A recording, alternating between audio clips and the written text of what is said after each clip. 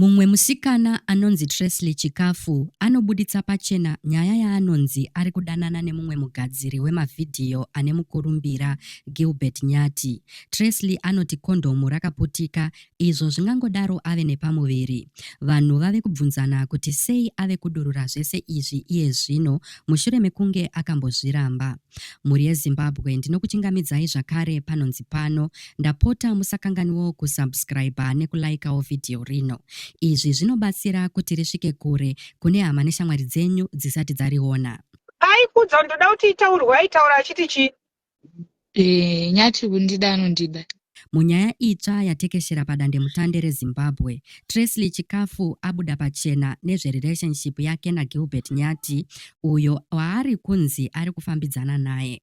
Mune imwe podcast nguva pfupi yadarika, Tresly akati kana akaudza Nyati kuti ane pamuviri, aizonyatsoziva zvaari kureva, achitaura nezvemusangano wepahotera kuloji, uko sekutaura kwake kondomu rakaputika, zvichireva kuti vaviri ava vakaita bonde risina dziviriro.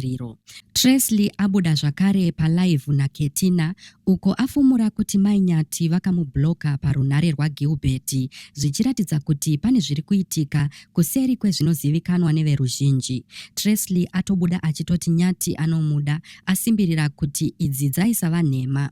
Nyaya iyi yatekeshera kunyanya sezvo pabuda mascreenshots anoratidza hurukuro dzekare pakati pemukoma waNyati naTresly, pamwe nekukurukura kwaTresly namai Nyati. Panguva imwe cheteyo, vateveri vari kubvunza vavariro dzaTresly vachibvunza kuti why now iye Tresly akamboramba izvi Ketina paakamubvunza nezvenyaya iyi. Vanhu vari kupopota nemibvunzo kuti nei Tresly akamboramba akanyarara pakutanga.